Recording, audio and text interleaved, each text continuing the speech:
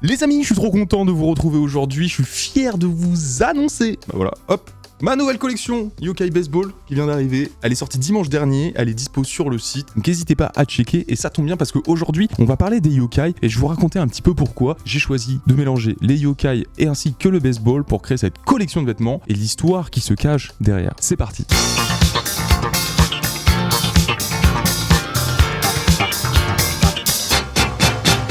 Mais alors un yokai, qu'est-ce que c'est ? Eh bien vous n'êtes pas sans savoir qu'aujourd'hui les yokai ils ont une place super importante dans la société japonaise. Et quand je vous dis place super importante, en fait c'est qu'on pourra pouvoir les retrouver dans tous les médias quasiment, notamment comme les mangas, le cinéma ou encore par exemple que ce soit dans la direction artistique d'un restaurant, on peut se servir d'un yokai comme mascotte par exemple. Et ça c'est assez courant. Et inutile de préciser qu'ils sont largement dépassés les frontières du Japon et c'est pour ça qu'aujourd'hui on en parle. D'un point de vue étymologique, yokai va se déconstruire entre yo et kai. Yo se définit comme étant attractif, envoûtant, mais aussi encore la calamité, donc le démon par exemple, et kai qui va être le mystère, la merveille. Donc en français, une traduction non littérale donnerait un truc du genre créature, monstre, même parfois gobelin ou encore nymphe. Et yokai est un de ces nombreux mots en japonais qu'on va continuer d'utiliser en japonais, par exemple comme samouraï, geisha ou encore sushi ou ninja. Ce sont des mots qui n'ont pas d'équivalent en français. Et si on voulait avoir une vraie traduction, alors là il faudrait aller carrément pousser du côté de esprit frappeur. Oui, ouais, esprit frappeur, l'exorciste, tout ça, tu connais. Au fil des époques, même au Japon, le mot yokai a vachement évolué. Et c'est aujourd'hui un espèce de mot fourre-tout dans lequel on va pouvoir inclure toutes les créatures et phénomènes naturels comme on a dit précédemment. Vous n'êtes pas sans savoir que peut-être au Japon il y a vraiment deux religions qui se distinguent des autres, le bouddhisme et nous, celle qui nous intéresse plus aujourd'hui, le shintoïsme. Et c'est du shintoïsme, de cette religion, que les yokai vont tirer principalement leur origine.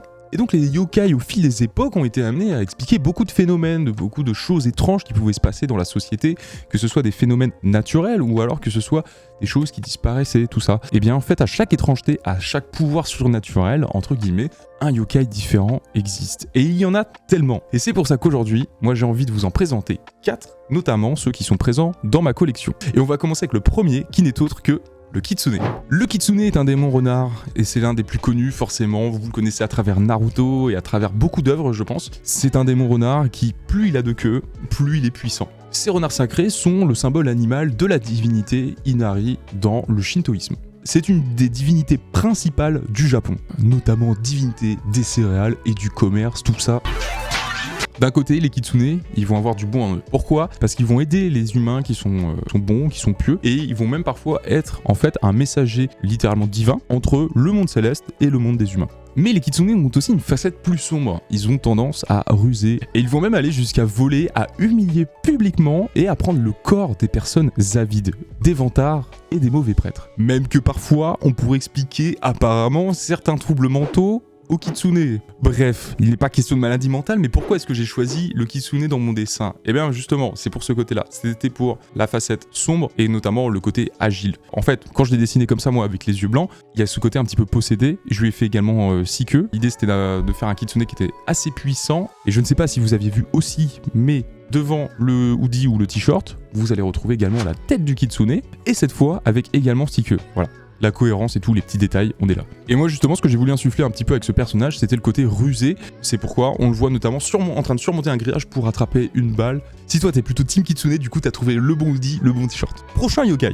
Les tanuki sont des esprits farceurs et des escrocs malicieux. Une particularité qui permet de les reconnaître, c'est qu'ils ressemblent pas mal à des gros ratons laveurs. On va pas se mentir. Et la plus grosse particularité se trouve entre leurs jambes. Et là tu me vois venir, effectivement je parle de leurs testicules. Si tu regardes pas mal d'estampes d'époque, tu verras que leurs testicules servaient tout simplement parfois à étouffer certains humains, mais aussi peuvent servir pour des moyens pratiques comme de la logistique, par exemple pour servir de bateau, un filet de pêche, une piscine, et donc même des manteaux pour étouffer leurs ennemis. Et oui, très fort les tanuki, effectivement l'attaque bien basse. Et quand on parle des tanuki, ils sont là. Comme tu l'as peut-être vu dans le film de Ghibli Pompoko, qui est super bien, que je te recommande, et notamment qui est hyper intéressant parce que on voit beaucoup de yokai à un moment, mais je t'en dis pas plus. Ce sont des esprits en fait qui ont plutôt tendance à vivre en montagne et surtout en forêt. Et ces tanuki, les petits malins qui sont, ont l'habitude de faire des farces aux humains un petit peu pour leur faire peur de temps en temps, puisqu'ils peuvent se transformer en monstres gigantesques et justement tout détruire sur leur passage.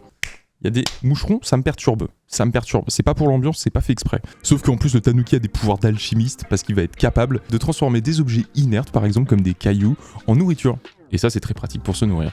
Les tanuki, c'est hyper répandu, aujourd'hui on en trouve un peu partout dans le Japon, et ça s'explique par les différents symboles qui leur sont attribués, comme la vie, la fertilité et la prospérité. Et là où tu verras peut-être des statues d'Inari dans les temples, les tanuki, tu pourras peut-être parfois les voir même à l'entrée de certains commerces, en fait comme un petit message pour dire venez profiter et venez dépenser votre argent.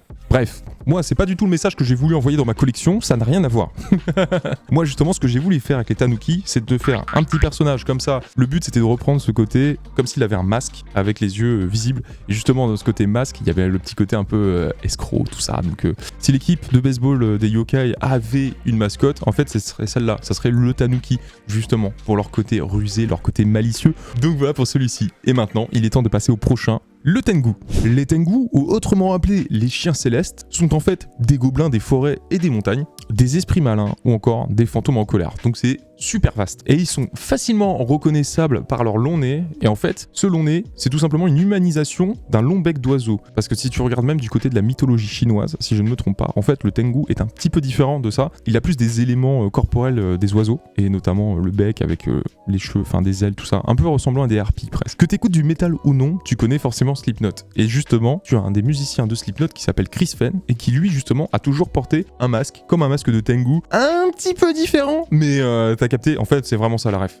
Et donc pourquoi moi j'ai dessiné le tengu? Tout simplement parce que j'adore la caractéristique du nez qui est super allongé, et j'ai trouvé là un parallèle à faire plus ou moins avec en fait le poste de batteur, avec la batte de baseball. Je trouvais qu'il y avait un rapprochement assez intéressant à faire, et je me suis dit en fait c'était comme si le mec était né directement avec une batte de baseball sur le nez quoi. Il y avait un truc intéressant à faire, c'était plus le côté badass qu'on pouvait en tirer, vu que ce personnage là il est plus personnifié, il y avait un côté un peu plus humain à en tirer. C'était aussi le côté qui était intéressant, pas juste avoir que des monstres qui n'ont vraiment rien à voir avec des humains, qui sont pas du tout humanoïdes en fait entre guillemets, et là le tengu ça me permettait de me rapprocher un petit peu de ça, donc de faire un peu plus le lien avec le baseball. Et j'allais dire, le saviez-vous, mais le baseball est le sport numéro 1 au Japon, c'est le sport le plus populaire. Prochain yokai, les Oni. À l'origine, tous les esprits et les fantômes et les démons étaient désignés d'abord sous le nom de Oni. C'est un peu un espèce de fourre-tout, une fois de plus. Yokai est un fourre-tout, Oni est un fourre-tout, tout est un fourre-tout. Et la racine du mot Oni signifie en fait caché ou dissimulé. En fait, le mot Oni est super intéressant de la manière dont il est écrit, parce que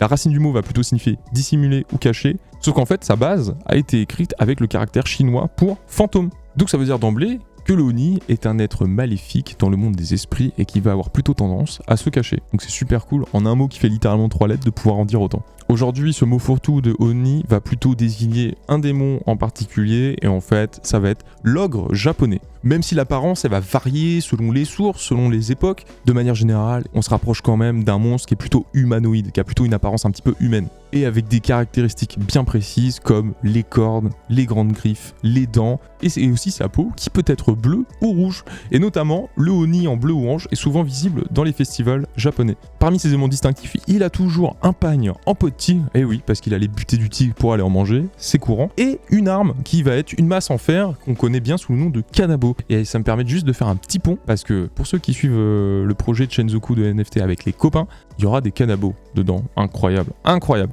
De par les contes, on sait que tous les Oni possèdent une force surnaturelle et mystique, notamment que ce sont des grands sorciers, des démons féroces annonciateurs de grands désastres et propagateurs de maladies. Rien que ça.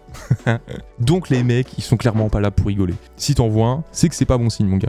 Et c'est pour ça que j'ai voulu en représenter un dans la collection avec l'Oni Baseball League, qui a un visuel un petit peu différent des autres et qui est peut-être mon préféré de cette collection parce que c'est le plus badass, et le fait d'avoir mélangé ce truc avec le casque d'attrapeur-receveur au baseball, t'as vraiment un côté brut épaisse et que le mec il va tout rattraper quoi, tu pourras rien faire. En plus, ce casque, je pense que vous remarquerez un petit peu, mais pour ceux qui ont lu Berserk notamment, on reconnaît un petit peu cette inspiration de Miura dans le baseball, et ça c'est la petite ref intéressante aussi. Et ce Oni est notre dernière créature japonaise qu'on regardait aujourd'hui, ce dernier yokai. Évidemment, vous avez compris que la collection vient de sortir, c'est ma vraie première collection de vêtements, c'est la première fois que je passe autant de temps à préparer tout ça, j'espère qu'elle vous plaît, et surtout bah voilà, n'hésitez pas à tout regarder parce que j'ai fait un peu de vêtements, mais également vous avez des accessoires comme des casquettes, voilà, petite banane aussi. Vous retrouverez aussi des pins, des porte-clés, des stickers, des prints, des affiches. Bref, il y a plein de choses en plus des vêtements. Donc voilà. J'espère également que cette petite vidéo vous aura plu, que ce concept vous aura intéressé, de parler des yokai en même temps en se basant sur mon univers et un petit peu le travail que je peux faire au quotidien. Merci à tous ceux qui étaient présents sur Twitch quand on a fait la réalisation